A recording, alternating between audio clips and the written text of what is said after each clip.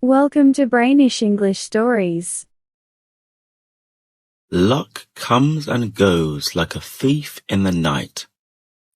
Here 1 minute, gone the next. Some women want children but can't have them. Others have children but can't keep them. Some babies are born into loving families. Others never sleep in their own mother's arms and never know their father's name. And in the end, which of them is lucky and which unlucky? Who can say? The wind whispers through the walls of the little wooden house, blowing the flame of the smoky lamp from side to side. An old man sits, resting his arms on his legs, looking down at the wooden floor. How long will it be, he thinks. The end must come soon. It must. Across the room from him sits a woman. She is a stranger and does not belong in this house. Everything about her is different. She looks different. She sounds different. She smells different. She has sat here in this poor little house for 7 hours, but still the wind carries her expensive perfume, a smell from another world. She and the old man are different in every way, but she, too, sits on an old wooden chair, looking down at the wooden floor. How long will it be, she thinks. The end must come soon. It must. Sometimes they hear a cry from the other room. Each time, the old man feels that cry all through his body. A father feeling a child's pain. A loud scream brings both the old man and woman stranger to their feet. They wait. Minutes later, an old woman comes through the door, holding a baby in a blanket. The blanket is new, brought by the woman stranger. She now takes the baby from the old woman, but she does not move the blanket to look at the baby's face. She is not interested in that. She leaves the house without even a goodbye to the old man. It is months before a baby is taken away in the night from a mother who is a child too young to be a mother. It is months before a father decides that he must lock his daughter in the back room. He must do this because he loves his daughter, and she will never find a good husband if people know her dark secret. It is months before a child with long feet like his father and a curved eyebrow like his mother is taken away in the night. a child who will never see the long feet of his father or the curved eyebrow of his mother.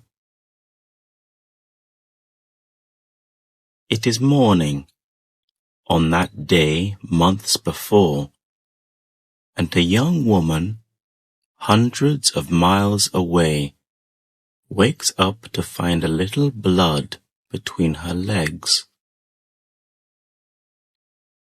Now her husband's family will decide that she can never have children. And her husband's mother will say, once again, that she is no good. She will say that a woman who cannot have children is no use to the family. Tears run down the young woman's face, and she wants to die, because she does not want to give this news to her husband, who was hoping.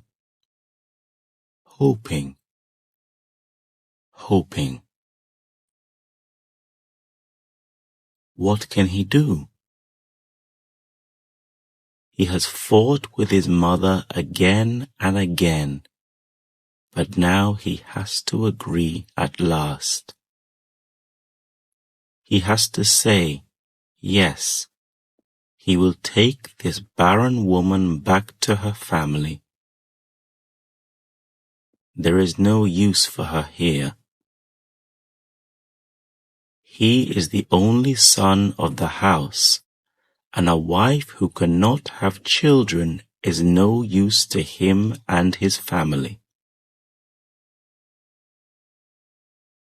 The trouble is that he has learned to like this woman who is his wife. Maybe he has even learned to love her. He talks to her softly while she cries in his arms. We will do something, he tells her. We will do something.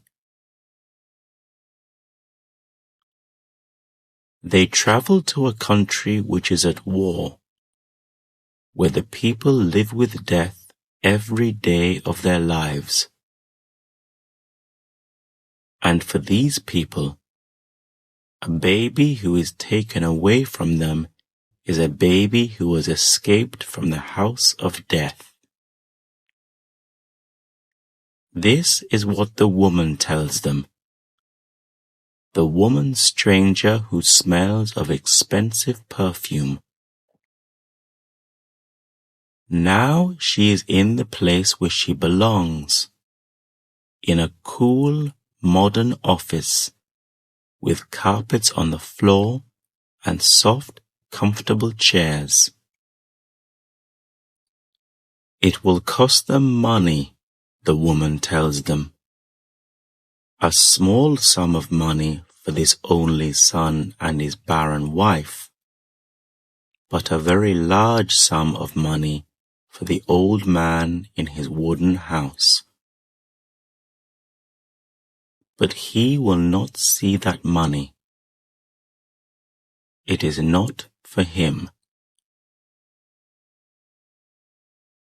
Months later, the only son and his barren wife have a small boy, a baby with long feet and a curved eyebrow. They are happy.